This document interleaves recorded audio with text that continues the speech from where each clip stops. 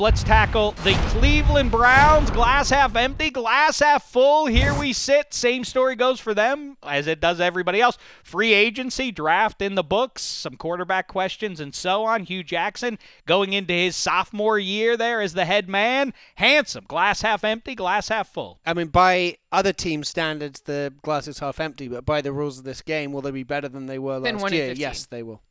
But will they finish anything other than in the basement of their division? No. I think they, if things really go sideways, but I don't think they're going to be. I mean, maybe they're 4-12, which would be a significant improvement. That's the volatility of the construction of the Bengals roster, is that they have talent-wise, they certainly could be as good as anybody, but yeah, listen, it's not hating. People like to accuse me of hating. If you have Vontaze Burfict and Pac-Man Jones, and then you start bringing in other guys, who's Joe Mixon exactly? I don't know what Joe Mixon's going to be. Is he put all his stuff behind him? He's part of a committee too, right? Like even if he's, like who is Rex Burkhead gone? Like what's going on? Yeah. Cynthia, how say you on the way this team looks in the here and now? I think we're going to see a significant improvement from their defense. I think that I really like how Greg Williams is able to shape players, and he got some really good people to shape. They did a great job of not overvaluing. Like, look, the quarterback is the most, by volume, the person who touches the ball the most, and there are a lot of questions at that position. I'm not sure Deshaun Kaiser ready. That's not for me to decide, but what is for me to say is judging Greg Williams' past and ability to coach and the pieces that they put together, and in between free agency and also it's interesting that they reset the guard market. Like that's an interesting piece that as well. Like we don't understand how valuable Zeitler is from Cincinnati coming into the Browns. It's very hard to judge how good a guard is, but if they see him fit for resetting the guard market, maybe that's something I'm underestimating too. But I see a significant improvement with their defense, and their offense I have a lot of question marks about.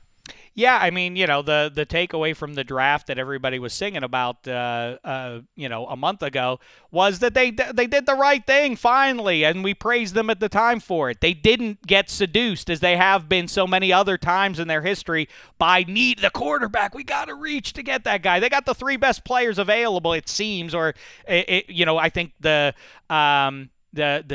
insider's perspective is that they got guys who are arguably the best player in that slot each time, regardless of position. Myles Garrett, if you watch college football, if you watched him play in the SEC, he certainly looks to be the real deal. He's not Von Miller. No, he's not Von Miller. He's more muscular kind of player. He doesn't do it with his quicks as much, but I think he's going to be a dominant player. I like Peppers. I like Deshaun Kaiser. I don't know that Cody Kessler isn't going to hold on to the gig in the short term, but I really like Kaiser's potential too. I don't understand why he slipped so far to begin with. I think it's because people don't understand. Like, look, you have to have a vision for how you're going to use a player and the ability to coach them in the way that you see fit. And not every coach is a quarterback guru. Not every coach can turn in the raw assets into something that they want to see, especially once they're like, well, I don't know if I have the wide receiver for him, or I don't know who my like.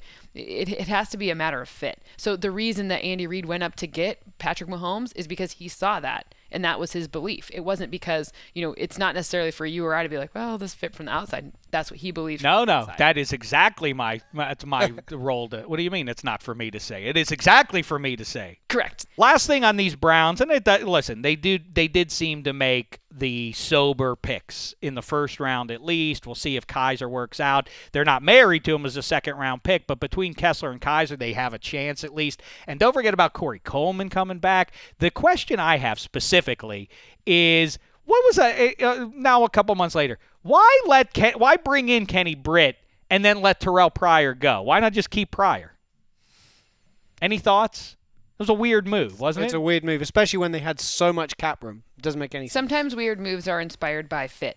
So if they didn't believe in the locker room, I don't know. This is totally just based on other situations I've heard of. If they didn't think he was fitting what they like, if he wasn't coming to practice the time they wanted him to, or what things we don't even know. If the fit didn't work, then if that's not going to work for your locker room, then that's the decision you make. All right. It is your place. It's our place to say how we think these Browns are going to do in 2017. Handsome, glass half empty, glass half full.